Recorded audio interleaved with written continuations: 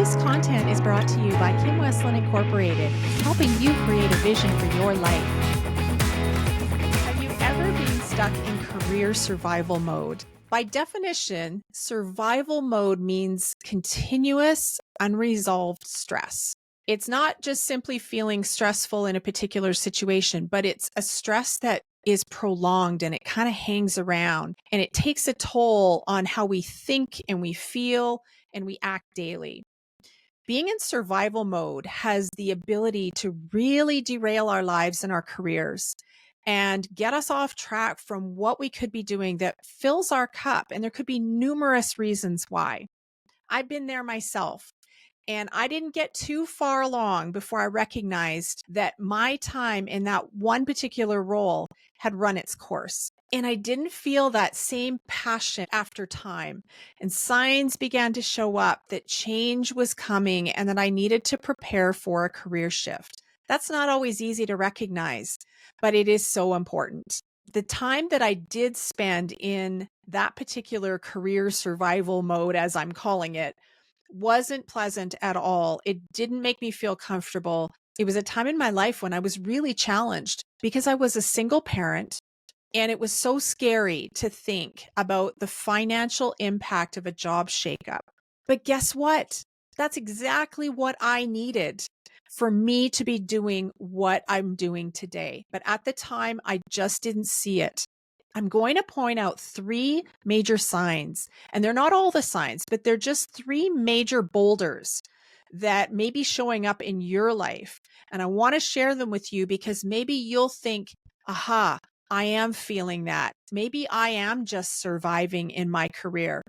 And if that's the case, I want you to consider what's waiting for you on the other side, because it's not a comfortable place and it's not a fulfilling place to just kind of keeping your head barely above the water. So what's the first thing?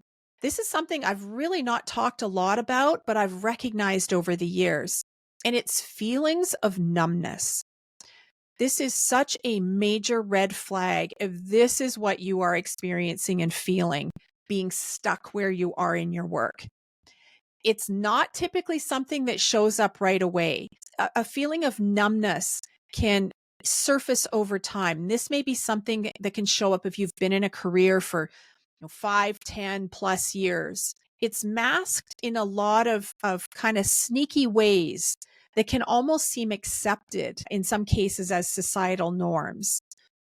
Numbness can bring about coping mechanisms that can show up like working your, whatever it is, a 9 to 5 or whatever your hours are, and coming home and just parking in front of the TV set, having time disappear. And you're kind of just in this weird go to work, come home, watch TV, go to work again. It's this weird treadmill cycle that you're on. Clocking in, clocking out, can't wait to get home and do the same thing night after night, and even isolating yourself in doing so. That is a terrible surviving place to be. It could even show up as playing consistent computer games. I know I had a game at one time that I was playing, and if I wasn't careful, like hours would disappear and I'd go, what happened? My whole evening got chewed up with me playing this goofy computer game. So those things can sneak in and show up. Online addictions, you're just scrolling, social media or just surfing websites. And maybe it's alcohol, drugs, overeating even is another one. Anything that kind of becomes a crutch or a continual daily situation and necessity, where just something that kind of helps you get through the day and that masks what's really going on and keeps the real problem at bay and on the sidelines. People in survival mode sometimes want to escape these feelings, and all it's doing is it's masking the bigger issue. It's avoiding that big elephant in the room. If this isn't addressed, it can leave people just with that feeling of they've got their eye on retirement day and with no real purpose. And the problem with that is when you get to retirement day, what are you left with? You may be left with a lot of regret for not stepping in to the things that you know you could have. A couple of years ago, somebody asked me, what is my emotional resting state? And that got my attention because I had never really thought about it. And to be honest, I didn't really even know what a resting emotional state was. But when I started digging into it, I realized that it is the state of being where without external circumstances coming in, it's kind of how I feel in the moment every day. When I get up, when I start my day, what is that feeling? Is there a heaviness? Do I just inherently feel sad or depressed or without hope? Like, what is that feeling? It could be the opposite, which is what we want: excitement, anticipation. So maybe today, as you are commuting, as you are starting your day, ask yourself, how do I feel in this moment? And if you're not even sure, if you're wanting kind of confirmation on this, do this for a few weeks or even a month and see if there is consistency in that resting emotional state. So instead of looking for a way to numb yourself in this situation, if that's what you're finding is sneaking into your everyday, consider there's always a way to find more purposeful, aligned work that's going to light you up. It's out there, but you have to pay attention. Numbing will keep you away from that. It's going to keep you stuck and it's going to keep you distracted from dealing with the real issue. Another thing that can really kind of sneak into our work is ignoring our personal values. And what I'm really asking here is, what do you stand for? What are your personal convictions? What are your values? What's important to you? What can happen is we can start compromising our moral standards and our beliefs to fit in or to stay in a position. The problem with this is that when that happens, we can start deteriorating from the inside. That is not a good feeling. When you are in a situation where you're being prompted or pressured, or you feel like I need to adjust what I believe and what I inherently stand for deep down to do a job, it's a very dangerous thing. And it can so subtly sneak into your life because it can show up initially as a very small compromise. Maybe you're just adjusting a half a degree. But the problem is all those half degrees will add up to getting you very much off course from where you were heading. So if you're making small compromises to fit in or just to climb that corporate ladder, what is this really costing you? Have you considered that? If there's no alignment or shared values, you're not going to ultimately buy in. You may think you can compromise and weigh this out and think it won't affect you, but it ultimately will, because it can show up in other ways. Like, do you sleep well at night? Do you have a nagging feeling that just doesn't sit right with you? And without addressing it, these signs can show up and you may even think, why am I not sleeping well? And until you recognize, you could start even feeling resentful towards your job, toward your coworkers, your boss. So it starts with aligning your personal values. I want to share a quick story with my husband's situation. My husband had worked in a career for a very long time in one industry, and he was making a big shift. And so he had found a job that had a great salary, seemed very aligned, and he was excited to get started. So he went to this job, he showed up, and on day 2, he encountered a situation that was a significant challenge to his belief system and to his morals. I noticed within a couple of days he was struggling. He wasn't sleeping well at night. And I mean, he had just started this job. So he didn't tell me right away what was happening, but I could tell something was wrong. Once he finally shared with me what was happening and what was going on and what was bothering him, we both agreed, this is not a good situation.